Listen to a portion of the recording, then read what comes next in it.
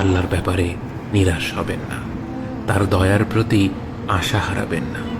যখন কোনো বান্দার জন্য দুনিয়া সংকীর্ণ হয়ে আসে, বিশেষ করে যখন আপনাকে মানুষ পরিত্যাগ করে, এবং বিশেষ করে এমন কেউ যার ওপর আপনি আস্থা রাখতেন কিন্তু সে আপনাকে নিরাশ করেছে, আপনি আল্লাহর পরে তার উপরে আশা রাখতেন অথচ সে আপনাকে লাঞ্ছিত করেছে, সেই সময় জেনে রাখবেন যে আল্লাহ চাচ্ছেন আপনি তার শরণাপন্ন হন।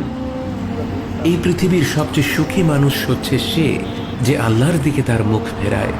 এই পৃথিবীর সবচেয়ে সুখী মানুষ সে যে আল্লাহর কাছে তার হৃদয় সমর্পণ করে। মনে রাখবেন যে আপনার একজন মালিক রয়েছেন যিনি আপনার প্রতি আপনার নিজের নফসের থেকেও দয়াবান, যিনি আপনাকে ভালোবাসেন এবং ভালোবাসেন যে আপনি তার কাছেই আশ্রয়ের জন্য ছুটে যান আর তাকেই আপনার দোয়ায় ডাকেন। জেনে রাখবেন যে একমাত্র আল্লাহর প্রতি দৃঢ় বিশ্বাসী আপনার জীবনের সংকীর্ণতা দূর করে প্রাচুর্য এনে দিতে পারে, অন্ধকার দূর করে আবার আলোকিত করে দিতে পারে। আপনি জেনে রাখবেন যে আল্লাহ আপনার প্রতি আপনার নিজের থেকেও বেশি দয়াবান। একমাত্র এই বিশ্বাসটাই আপনার সকল দুশ্চিন্তা ও বিষণ্ণতা মুছে দেবে। কে আছে এমন যে আল্লাহর দরজায় দাঁড়িয়েছে কিন্তু আল্লাহ তাকে তাড়িয়ে দিয়েছে?